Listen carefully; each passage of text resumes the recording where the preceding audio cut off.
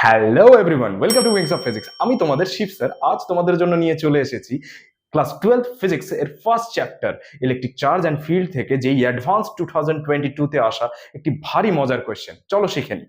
দেখো কি বলছে, একটি চার্জ কিউ, দুটো সারফেস, একটা হেমিস্ফিয়ার যার রেডিয়াস আর, আর একটা ইনভার্টেড কোন যে কোণের হাইট এইচ অ্যান্ড বেসের রেডিয়াস আর দিয়ে এনক্লোজ করা আছে।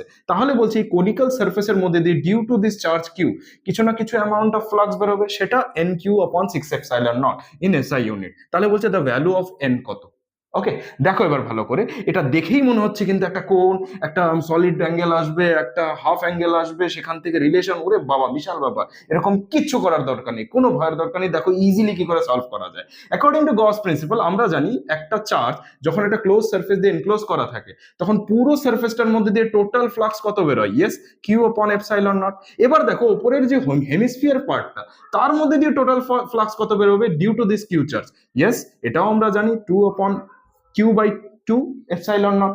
ওকে, তাহলে বাকি রিমেইনিং ফ্লাক্স কতটা থাকলো? এটা টোটাল ফ্লাক্স, আর এটা হেমিস্ফিয়ারের মধ্যে দিয়ে যেটা বেরোবে, তাহলে রিমেইনিং ফ্লাক্স কত থাকলো? Q/2 epsilon not. তার মানে এইটুকু ফ্লাক্সই তো এই কনিক্যাল সারফেসের মধ্যে দিয়ে বেরোবে। আর অ্যাকর্ডিং টু দ্য কোশ্চেন এটা ইকুয়াল টু কত? Yes, NQ/6 epsilon not. সেটা যদি হয় তাহলে আমরা এইটা বলতে পারি।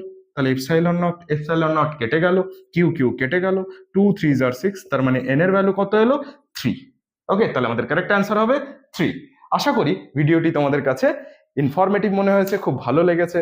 যদি ভিডিওটি মন ছুঁয়ে যায় তোমাদের, তাহলে প্লিজ চ্যানেলটা লাইক করো, সাবস্ক্রাইব করো, বন্ধুদের মধ্যে ছড়িয়ে দিতে কিন্তু ভুলে যেও না। আর হ্যাঁ, এই ধরনের ভিডিও তোমাদের কাছে আরো আমরা নিয়ে আসবো এই চ্যানেলে, তাই বেল আইকনটা কিন্তু ক্লিক করতে ভুলে যেও না। Thank you.